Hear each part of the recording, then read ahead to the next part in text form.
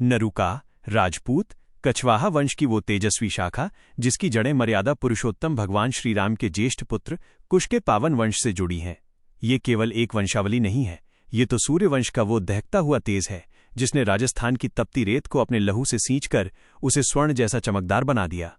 राजस्थान की वो वीर धरा जहां हवाओं में आज भी केसरिया बाने की खुशबू आती है, जहां का हर कंकड़ एक योद्धा की कहानी कहता है, वहीं से गूंजता है एक नाम नरूका।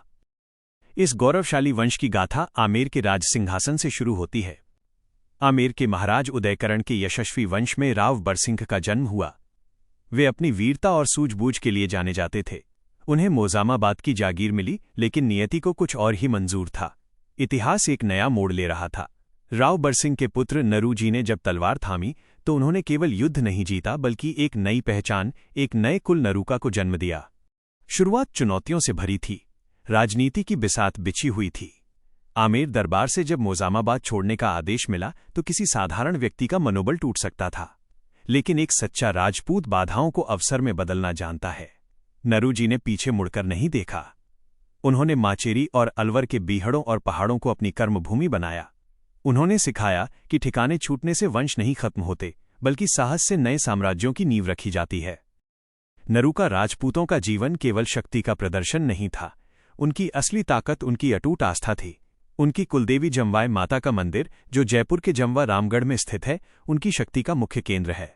हर नरूका वीर रणभूमि में उतरने से पहले माता के चरणों में शीश नवाता और कहता, मैया या तो विजय लेकर लौटूंगा या तेरे चरणों में स्थान पाऊंगा। फिर समय आया उस महानायक का जिसने नरूका वंश को अमरता की सीढ़ियों पर चढ़ा दिया, राव राजा सवाई प्रताप सिंह। 1740 में माचेरी की पावन गोद में जन्मे प्रताप सिंह बचपन से ही सिंह के समान पराक्रमी थे। उनकी आंखों में भविष्य का अलवर मुस्कुराता था। मात्र 1759 में जब उनकी आयु बहुत कम थी, रणथंभौर के दुर्ग पर संकट के बादल मंडराने लगे। तब इस युवा योद्धा ने अपनी तलवार की चमक दिखाई। काकोड़ के भयंकर युद्ध में जब मराठों और अन्य दुश्मनों की विशाल सेना सामने थी, तब प्रताप सिंह ने अपनी अद्वितीय रणनीति से शत्रुओं के पैर उखाड़ दिए। वो युद्ध केवल हथियारों का नहीं, बल्कि नरूका इच्छा शक्ति का परिचय था। समय का चक्र घूमा और आया वो ऐतिहासिक वर्ष 1775। ये वो वर्ष था जब प्रताप सिंह ने एक शेर की तरह दहाड़ लगाई और अलवर पर अपना अधिकार कर लिया।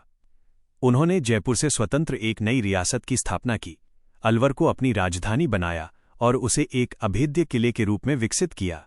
उन्होंने न केवल युद्धों में विजय प्राप्त की, बल्कि एक कुशल शासक बनकर प्रजा का दिल भी जीता।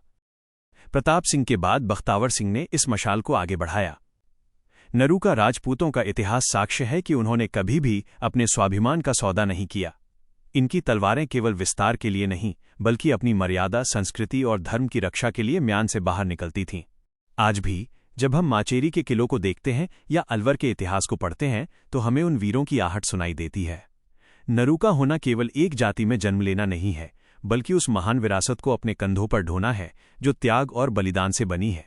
जब तक राजस्थान की धरती पर सूर्य की पहली किरण पड़ेगी, जब तक जमवाय माता का आशीर्वाद इस वंश पर बना रहेगा, तब तक नरूका राजपूतों की वीरता, उनका गौरव और उनका बलिदान इतिहास के पन्नों पर स्वर्ण अक्षरों में चमकता रहेगा। ये गाथा है उस रक्त की जिसने कभी हार नहीं मानी। ये गाथा है उस स्वाभिमान की जो झुकना नहीं जानता। ये गाथा है अमर नरूका राजपूतों की। जय राजपूताना, जय जमवाय।